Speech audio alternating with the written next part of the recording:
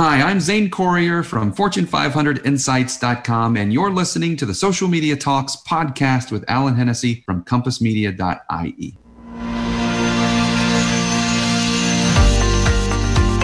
Welcome to Social Media Talks podcasts, brought to you by CompassMedia.ie. Hello and thank you for joining me. This is the Social Media Talks podcast, brought to you by CompassMedia.ie. I'm your host, Alan Hennessy, and this is the podcast to help business owners who want to learn more about social media marketing. And if you'd like to listen to any of our previous podcasts, you can log on to our website at CompassMedia.ie/podcasts. And you can also join our Facebook group by logging on to facebook.com/groups/social media talks. And we're looking forward to today's show. Today I'm going to be joined by Zane Collier from Fortune500Insights.com. And Zane is a global learning and development manager for Mondelez International. His roles include training, teaching, development and coaching colleagues right across the world. His focus on delivering expert delivery and content, as well as building collaborative bridges across business functions to drive learning to a deep and impactful way. The courses Zane delivers range from leadership, working remotely, delivering engaging virtual meetings, personal branding, personal resourcefulness, coaching and communication skills, and work-life balance as well. And today we're going to be talking about working virtually and also about setting goals for yourself in business. So without further ado, I think we will transition straight over to the interview with Zane. Hi Zane, how are you today? Thanks for joining us today on the Social Media Talks podcast. We had you on a couple of weeks back with Andy McCarthy and also Denise, but I was so fascinated by when we were having our chat that I decided we have to get you back on to do an actual solo performance. So you don't have to sing, but we will. You know, if you want, we'd be more than welcome to. But it's a pleasure to have you on the Social Media Talks podcast. For anyone who doesn't know you, you might just give them a little bit of a background on yourself before we get stuck into our topic today, which is going to be talking about building a virtual team and also achieving your goals in 2018. So, Zane, you can tell us all about your backstory. Sure thing. Yeah, I'd love to. And thanks for having me on. I've been looking forward to this for a while, and I will skip the singing bit and just jump straight into the story. So, my name is Zane Corriher. I currently work for an organization called Mondelez International, and we manufacture, distribute, and sell really amazing, delicious treats like Oreo cookies, Cadbury chocolates, and Sour Patch Kids, Swedish Fish, and the list goes on and on and on and on and on. So what I do for them is I work as a global training manager, where I'm responsible for the training, development, coaching of colleagues, mainly in North, Central, and South America, and then parts of Western Europe. And we focus on leadership and professional development competencies, and that's what I get to do on a daily basis. I started my career with Nabisco, which is now part of Mondelez. Back when I was 19 years old and didn't have a clue in the world what I was doing, but I would drive around different grocery stores and put cookies on the shelf. And then, just since that time, I've spent right at 17 and a half years building a career with Fortune 500 or Fortune 100 companies and learning about sales and HR and some of the training competencies about customer logistics, and now in learning and development. And that's really my overall career path. I did take a quick break in the middle of business to go back to graduate school, and I taught ancient Greek. So the ancient Greek language, wow. Koine Greek is what people call it. And that was one of my favorite jobs. And I thought, I want to teach. I have to teach that it was the kind of thing where I would get up, I would go to the graduate school before the sun came up, and I would work and do the class and have the lecture, have the lab sessions. And then the next thing I know, it's dark again, right? And it's time to go home. I loved it. Yeah. And So I wanted to teach, and I felt like if I teach in a secondary school here in the States, I'm not going to make any money. I would like the job, but I wouldn't make any money. If I want to make a decent living, I'd have to go get a PhD, and I don't want to do that either. So I went into business, went into sales, and then, figured out I can go into learning and development at a large company and be a teacher and teach leadership and professional development. And so really killing two birds with one stone. Really, it's exactly. And that's fantastic. And as I always say, and I've said it many times on the podcast, if you enjoy what you do, you'll never work a day in your life, and it's so true. That's exactly it. That sounds fantastic, and I'd love to know about that Greek. We have to talk more about that. That's amazing. That's something now I didn't know. You didn't tell me that in the last one. So really, really fantastic. And of course, today we're going to be talking all about building virtual teams. And I suppose, especially with Mondelez International, that's it's key role to what the business does there as well. It's a huge part of it, because obviously you have so many different employees and sales reps and so on, and whatever it may be. So it's that working virtually, I think, is fantastic, and I think it's fascinating. We spoke last about it, and I found it very, very interesting. So you might tell us a little bit about that first. Of course. Yeah. So just to lead into that, and what it is to work virtually, and what the benefits are, and what some of the myths are, and I can dig into any and all of that, as we go along. I was speaking to a really good friend. This was probably 2 or 3 years ago. So I've been working, for quite a long time. I already built a really great career, and we were talking about a show called The Office. And at that point in time, I'd only watched the American version, right? Since then, I've watched the British version with Ricky Gervais. The dance he does in that episode, it's just God. So, and I think I actually think that has been emulated around the world hundreds of thousands of times since that, and everyone has blamed Ricky Gervais on it. So it was brilliant. Just two different takes on The Office, but they were both so great. So we were talking about some of the characters in these shows. And I looked at my friend and I said, that's insane. I mean, that doesn't exist anywhere. It's kind of over the top, And he looked at me and he said, I forgot you have never worked in an office, man. Yeah. He said that there are exactly those people. And I thought, wow, I have missed that whole experience, because I've worked remotely my whole career, whether it's in field sales and being out, with face-to-face and business-to-business sales, or working from a home office. I mean, you see back behind me, through that door is my personal life. If I open it up, my wife, my daughter are downstairs. And so I've always worked remotely. I've worked for the last, I would say, 7 years from the home office. And the benefits of it are so enormous. The drawbacks are thin, and some of the myths around working remotely, particularly from the perspective of the business owner, are unfounded, and we can talk about some of those, because there are some reservations about having a remote work, and whether they're your employees or contractors, freelancers. It can really work the same. Yeah. Oh no, I agree. And I think as well as that, I suppose with working virtually out from home and, having your own office space or whatever, it creates a great work-life balance as well. If nothing, if really that isn't. And you can set your own hours in a sense, well, to a certain degree, but you're not stuck to a 9 to 5 Monday to Friday. You have to do it. You can set your own hours and work it out in whatever shape or form needs to be done. I think that is that's another benefit, I suppose, to it. Absolutely. Yeah, the work-life balance is it's pretty incredible. So I was speaking now, and I don't know if this is just for people in Dublin or if this is for all of Ireland. So the stat I'm going to toss out there is about the average commute of a worker. And I was speaking to some people at a conference a couple weekends ago that was held in Dublin. So like I said, I don't know if it's just for Dublin or for all of Ireland. I know that this stat is very similar here in the States, but one-way trip from home to work, the average is 45 minutes. And so you're spending 45 minutes to work, 45 minutes on the way home from work. That's an hour and a half of your day.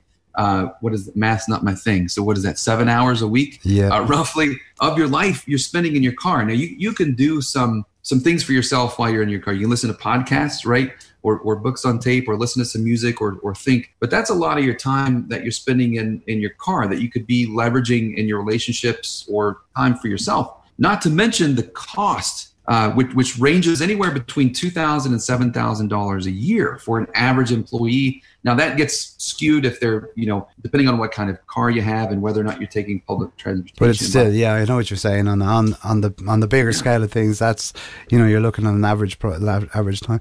And plus as well, the stress that you go through as well, even on that drive in, that drive home. I've done it many a time, so I can see the point of it where you're saying, it really does. It can create a lot of stress as well. Yeah. So, we're talking about building a virtual team and creating that virtual team. So you might explain a bit more of what we can do and how we can, I suppose, we can develop that type of team. Mm-hmm. Sure. So when you're creating a team, so let's just say you have there's several different ways to do it. Let's say you have an office already and you have employees in the office. You can save yourself a tremendous amount of money up front by, once you can work your way out of the lease or sell the building, whatever your situation is, send your employees home, at least the non-critical employees home who can do their work, and shrink your office size or get rid of it altogether. So that's one way to do it. The other way is maybe you don't have any employees yet, or you're thinking of outsourcing some of the work that either you're not great at or you don't like to do, or it's just taking too much time. And so you're either going to want to bring on employees or contractors. So there's several things that you'll want to do when setting up. And the first one is to make sure that you have very clear standards and expectations around the work and around what you expect the person to do. So, do you need them to show up at a certain time for work every day, or is it more flexible? Can they set their own hours as long as they get the work done? So the parameters around, how you're going to show up to work are important. And I've seen different leaders do this different ways. Some have a specific start time and end time. Others leave it open and flexible. Another thing is standards around, when we're having meetings as a remote team, is it expected that you have your webcam on or not? You never want to surprise somebody with that because, you never know if they're sitting there in their pajamas or something. So those are the kinds of things that, in terms of just the standard operating procedures around work, how are you going to frame the work? That has to be very, very clear. And then the expectations of the person in terms of how you expect them to execute, right? What are what we call key performance indicators or KPIs? What do those look like specifically? What does success look like? What does not good enough, right? What's unacceptable? And make sure that that's very clear to the person that you're bringing on to your team so that they can work within those parameters. And it also makes it easier for you as the leader to reward them when they do something really well, or hold them accountable when it's not going well, and then coach them towards, getting better. So I would say before anything else, it's making sure that you have very clear standards and expectations, both in the way you work and in what's expected in terms of outputs and results. Yeah, and I think that works as well on the other person, on the let's, for want of a better word, call them the employee, or that they know exactly where the boundaries are and they know exactly what they have to do and the time allotted to do it, and not be sort of, I suppose, looking at it as an airy fairy and say, oh yeah, I'll do that tomorrow, or spend some time in the morning or whatever. That they actually are, the results driven as much as anything as well. That's another part of it, I suppose, because even though you're not standing over someone's shoulder, that they're doing the work, that you can trust them as well. And I think that trust element is a huge part of what we spoke about before. I totally see the point of, there's nothing as bad as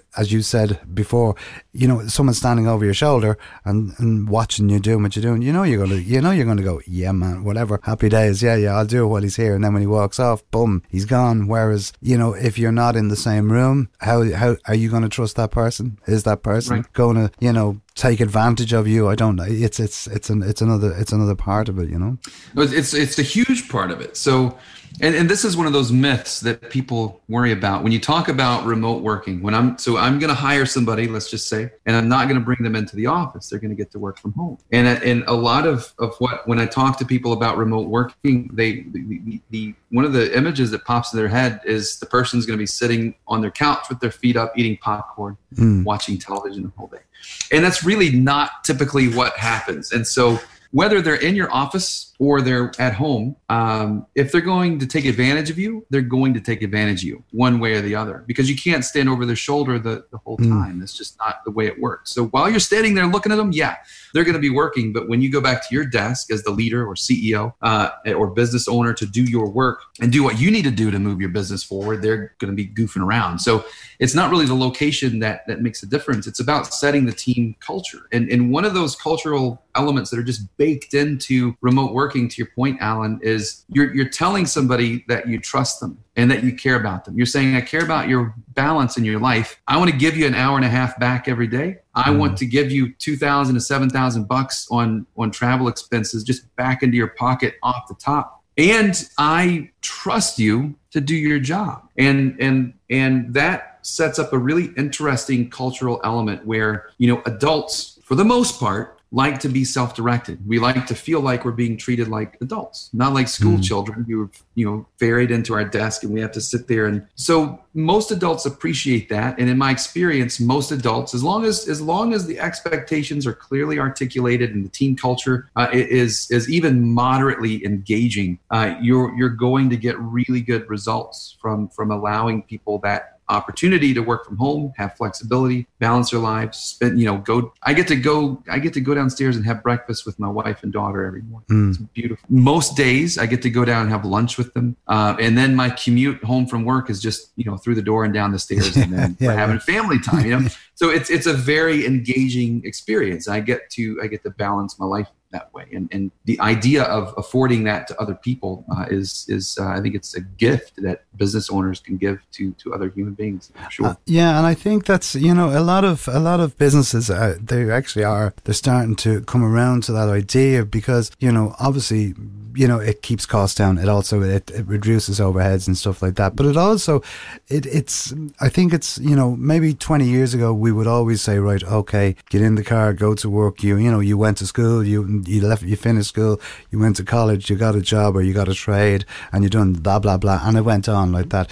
But I think in this day and age, and I know certainly with my own girls, our two children, we would always say to them, you can be what you want, you can do whatever. The opportunities are immense compared to what we had years ago. And I think it's just the culture, and I think it's the way the world has evolved and the way we are living now. So I think a lot of businesses are now starting to look at that and sort of say, well, hold on here. One, it's going to cost me less, and two, it's going to make them more productive. It's three, it's going to increase the business. And at the end of the day, you're going to see a massive shift. But I think for the actual individual person, I think it takes so much stress away and it takes so much pressure away that they can actually then concentrate and actually increase what they're doing to incredible heights and incredible, leverage that whole idea of that business and that mentality that they're doing, that they're saying, well, look, this is great. I have the opportunity to do X, Y, and Z. And as you say, it's stopping me from being stressed out, blah, blah, blah. It's really just, I find it fascinating. And I think it's going to become a lot more prevalent over the next few years as well, I think. Yeah, I think so. So you said so many amazing things there that I want to just unpack for a moment. Yeah, I sort of go off on a little every so often.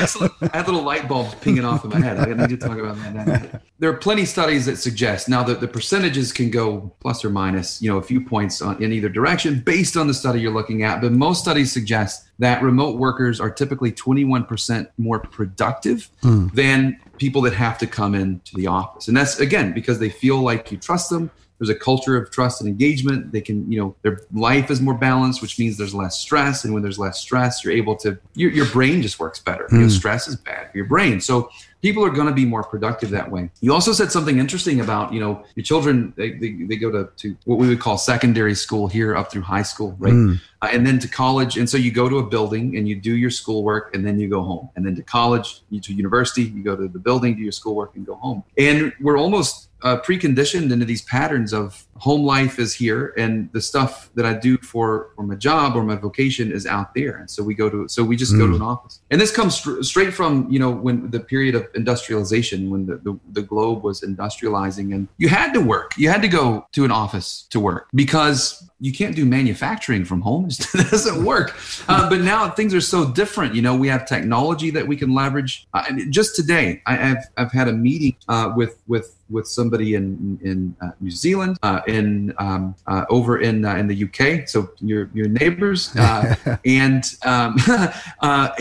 then later today I'll have a meeting with somebody in New York City. Cost me nothing other than an internet connection, and it's a piece of cake. And then between meetings, I can go down and make a cup of tea and whatever, have a coffee, grab a coffee, and exactly. It's beautiful. So it's a matter, I think, of jailbreaking our mindset from what's traditional, which is secondary school, university, go to an office, work for the rest of your life at a cube. It's not something that most people enjoy. So leaning into the virtual working space really does produce great results. I can talk about engaged workers and what they do for you as a business owner if you want. But yeah, just on the face of it, remote workers, you're going to get about 21% more out of them. So if you have 5 employees, if you can just do this metaphorical thing, right? You have 5 employees and you send them home and they become remote workers, you're going to get, if the averages hold, an extra employee without ever having to hire anybody. You're getting 21% more out of 5 people. That rolls up into 1 more person worth of productivity that you don't have to source, that you don't have to hire, that you don't have to train, that you don't have to put on the payroll, and it is a reciprocal benefit from the business owner to the employee or consultant or freelancer, however you're structuring your business. But yeah, it's a reciprocal result. It's beneficial both ways. Yeah. And I think, like we're talking here about virtual teams and whatever. And I know sometimes there can be a misconception of saying, oh, well, look, I'm only a one-man band and I'm the only one in the business because I'm starting it up and I'm blah, blah, blah, whatever it may be. But there is times, like I know, for instance, when we started out with Compass, there was just myself and I was, jack of all trades and master of none, running from different things. And now we outsource a certain amount of content, different jobs that we would do. So not necessarily that a virtual team has to be someone that are your employees. They can also be people that are virtually, or not even virtually, they're actually, freelancing, or they may be writing, whether it be content for you, or they may be creating videos or whatever it may be, or, part of a different separate entities. But at the same token, you're still working for the one good option, like the one good thing in your business, but you are outsourcing. So that, in a sense, is a virtual team as much as anything else. So, there is huge benefits of doing that. And I know, like, we work with a number of companies through our social media management companies, where we would actually, the companies would come to us and they say, right, we need to do social media. And we may talk to them once every maybe quarter.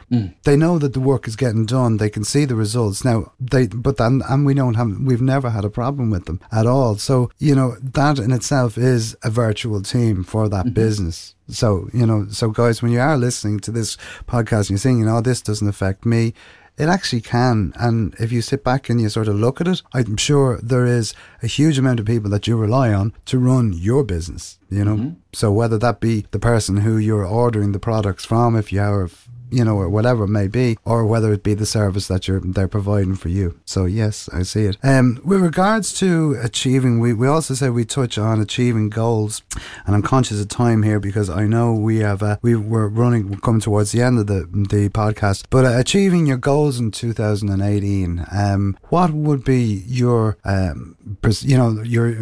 of what we should be doing there? Sure. No, that's excellent. If you don't mind, let me skip back just a step on, because you're dropping nuggets of gold.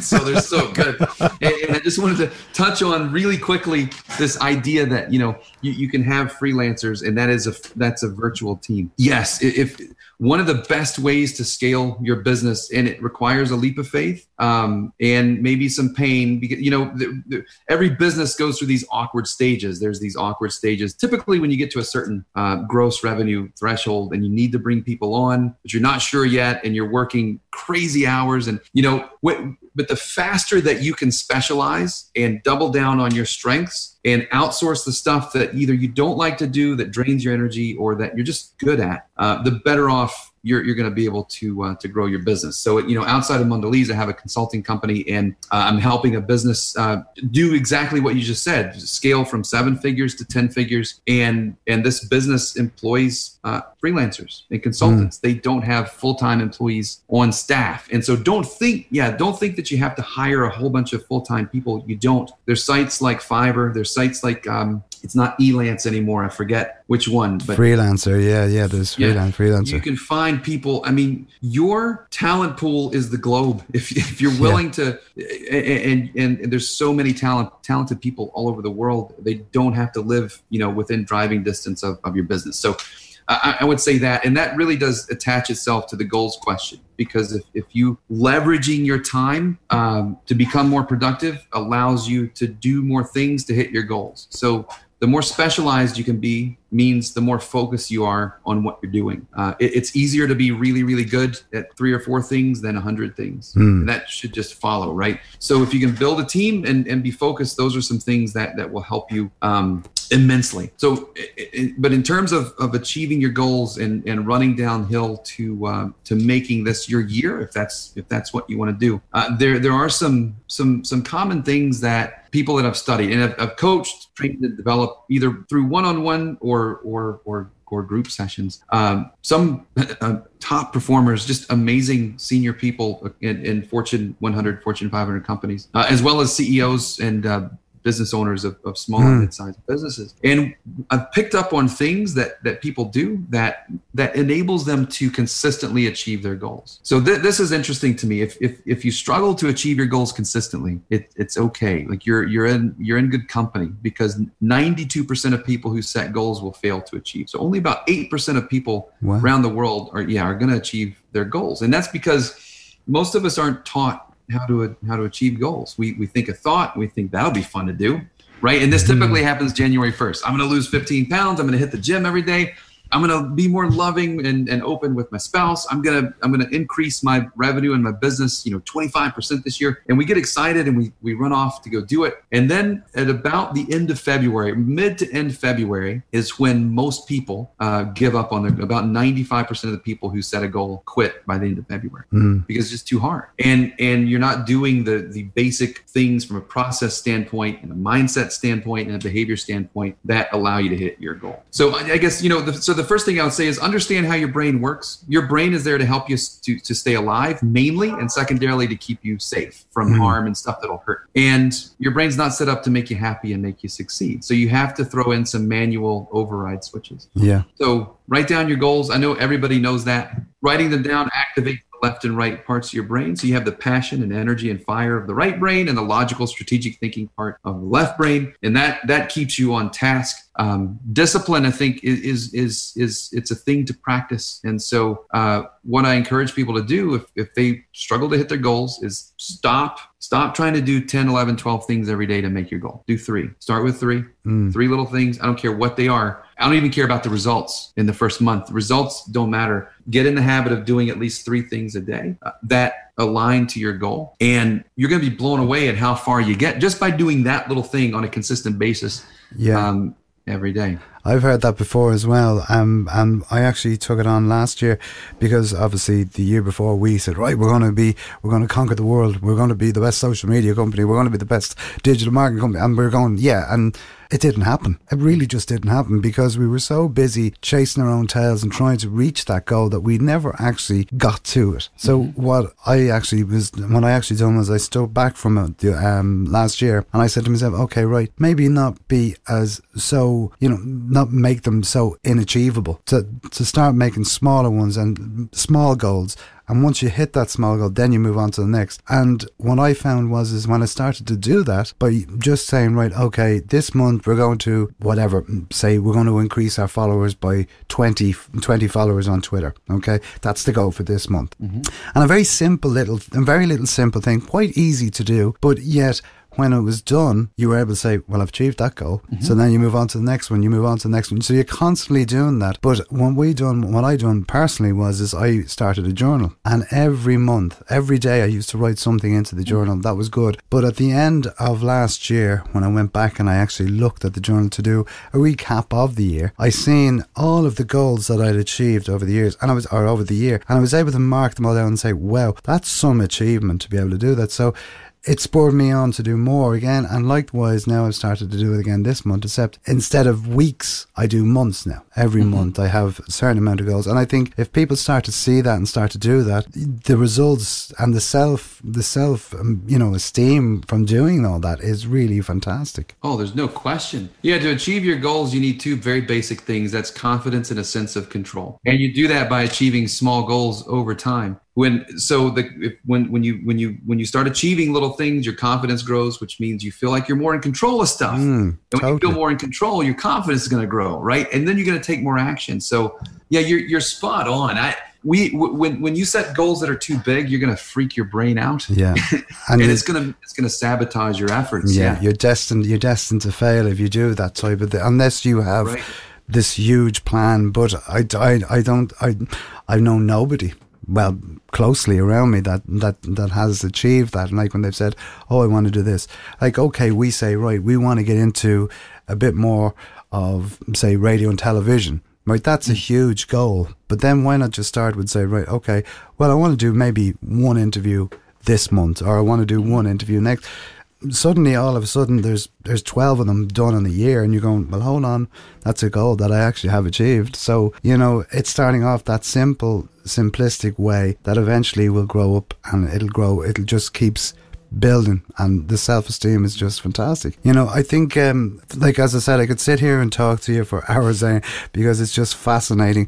But we are coming to the end of the show, and as you know, we have a little thing that we do every week here on the show, where we now ask people if they had one chance to have dinner with someone, one person they could invite to dinner from the present or from the past, who would it be and why would it be? So over to you. So who would be your guests? Yeah, so I wish I had the best. This may not be so exciting, but it would definitely be my grandfather, who he passed away back in 2000. Back in 2000, and I miss him horribly, and I didn't appreciate because I was younger. Clearly I was younger back in 2000, but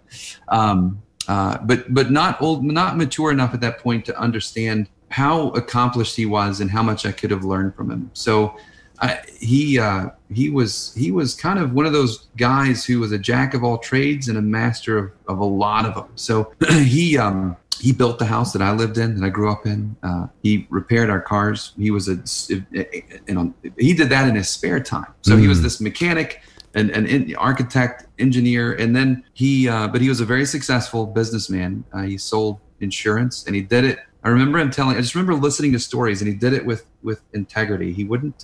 He always talked about feeling uncomfortable pushing products on people that they didn't need, and he'd always want to serve the customer at a level where they were with what they needed. And I wish I could sit down with him and just listen to his stories and hear about how he did so many things and got good at so many things and gained so much trust and had so many friends. I think my life would be a lot richer had I had that conversation. And so that is my answer. Very good. And that's lovely. That's fantastic. And I think, I do think, I know when we're growing up and we have our grandparents and stuff like that, and we just say, oh yeah, there's granddad or whatever. But it's only as we get older that we sort of see the wisdom that they had, and to be able to have that and capture that, fantastic. Thank you for joining. Thank you for sharing that with us as well. Absolutely. How can people, if they want to get in contact with you, how can they reach out to you? What ways can they talk to you? So they can go to www.fortune500insights.com, and that's the word fortune, the number 500, and then insights, the word .com. And if you scroll down the homepage, there is a button you can click to set up a time for us to talk. So you can do that. Or you can go to the Fortune 500 Insights Facebook page and shoot me a message that way. Those are my favorite. I'm trying to transition out of email so much. I love instant messenger, and I love the website letting me know that somebody wants to talk to me. So yeah, and I think that's going to be a big thing this year is that instant messenger, and believe me, it's going to be absolutely huge. There's no doubt about it. It's the way it's going. Brilliant. So listen, Zane, thanks so much for coming on the program, and I know you're such a busy man. Thanks for taking the time out to come and talk to us today, and it's been an absolute pleasure talking to you, and we wish you every success in the future, and we'll talk to you very soon. Okay. Thanks, Alan. I appreciate it. Thanks for having me on. I enjoyed it. No problem. Talk to you soon. Bye-bye. Thanks so much. Bye-bye.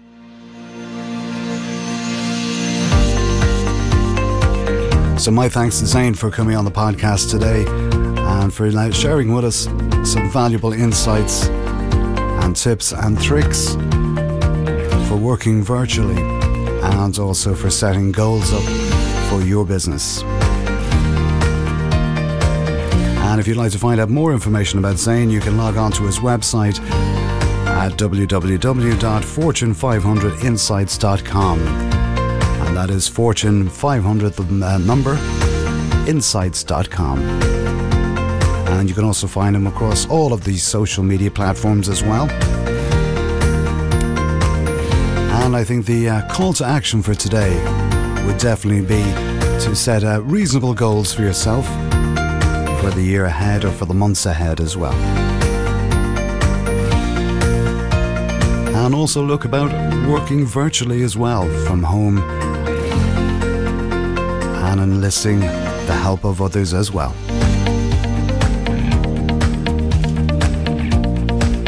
If you would like to listen to any of our previous podcasts, you can log on to our website at compassmedia.ie/podcasts. And all of the podcasts are also available on Mixcloud, Stitcher Radio, Google Play and iTunes as well.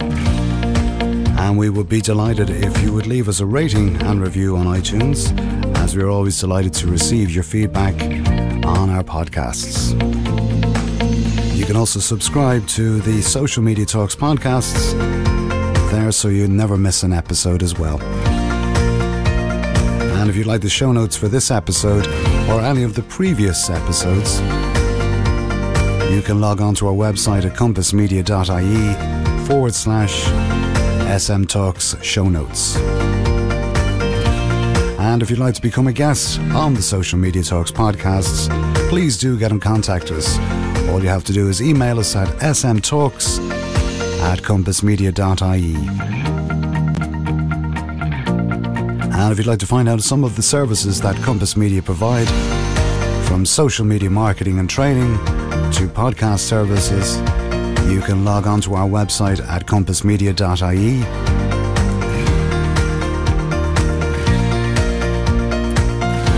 I've been Alan Hennessy and for the Social Media Talks podcasts, and we'll talk to you soon. And as I always say, have a fantastic week, and we look forward to your company again soon. Until next time, be social. Bye-bye.